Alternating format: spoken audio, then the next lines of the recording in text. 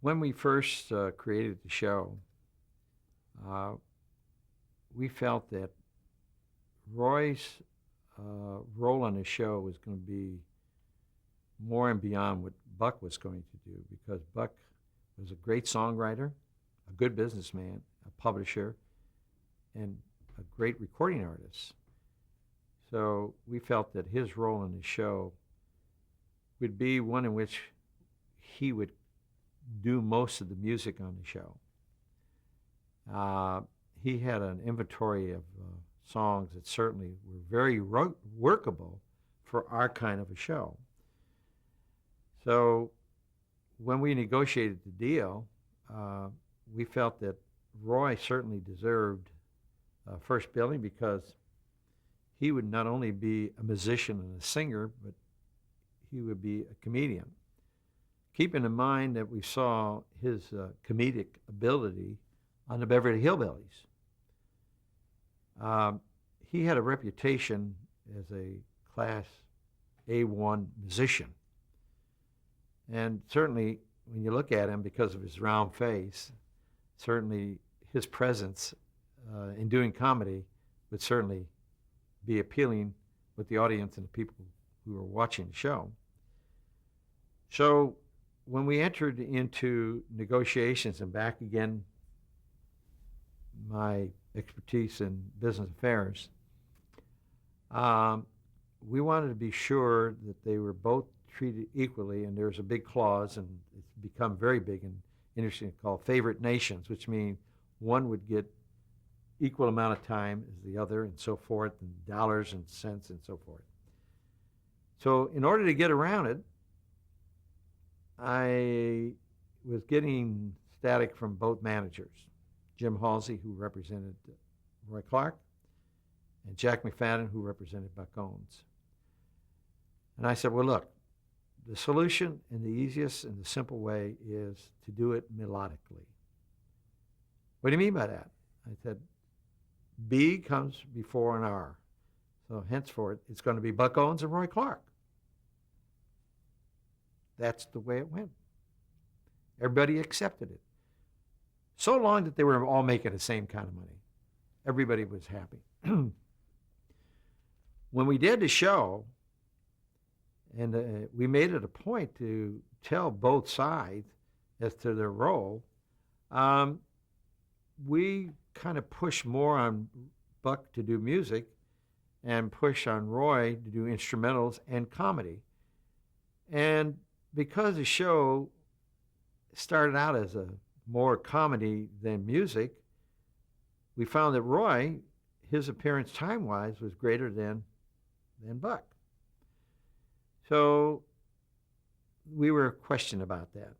But it's interesting, the only time these questions come up or this subject matter comes up is when it's time for contract renewal. So we got the reverse. Buck was satisfied because he was making the same amount of money, was doing his music.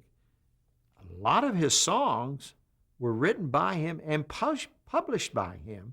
So under the circumstances, there was revenue was coming from as a songwriter from his BMI association and also through his publishing company, wherein Roy was not into that kind of a field, so he was not associated by making money from the various music societies. So because Roy was doing more so than Buck, Jim Halsey came to me and said, I think the time has come, in spite of what's going on and so forth, that Roy Clark should get first billing. And I said, boy, that's going to be difficult. He said, Sam, you know the answers. And he was right. Roy was doing more than Buck on the show. So without changing the format of the agreements and the contract, and without my saying anything to writers and my staff, I made a decision to do double openings. So when we went in to do the opening of the show, which was standard, by the way, which was always cut in on the front end of the show, we only did that until we got the right one. I told Bob Boatman and I told my staff when we were doing that opening that we got to do it twice today. And they looked at me real funny and said, why? I said, we have to do it the second time. Hee haw, haw, haw. I'm Buck and I'm Roy. I want it to now say, I'm Roy and I'm Buck. We've got to change it. So we did it twice. So it was a chore. When we get in the editing room, we had 2 openings.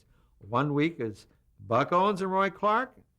And the following week, it was Roy Clark and Buck Owens. Everybody was happy.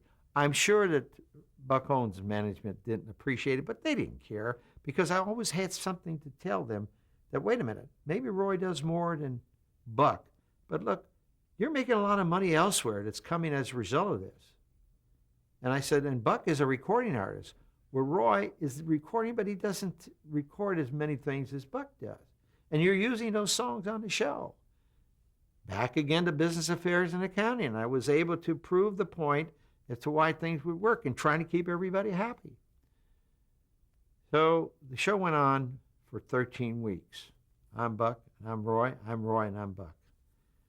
One day I happened to be with Roy, and he said, you know, the flair of the show, it doesn't sound right. He said, where did this double opening come from? Why are you alternating it? I looked at him and I said, you mean to tell me you don't know? No, he says, I don't know. Who asked you to do that?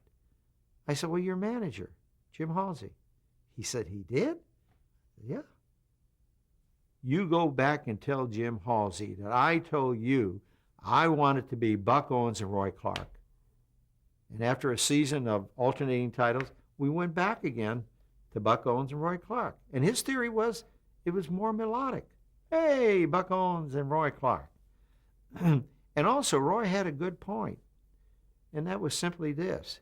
He said, when we do this opening, I'm Buck and I'm Roy. And he says, being the second man, he says, I've got that last banjo lick. Let's go. You know, so he said, it makes it hard for me to do it else. So he said, go back to what it used to be. That's what happened. And here it is, when you establish a great close relationship with the talent, it's always better. And that's what I have established with all my Nashvilleian friends and singers and so forth. I deal directly with them. I'm probably the most hated man in the business because I don't talk to managers and agents.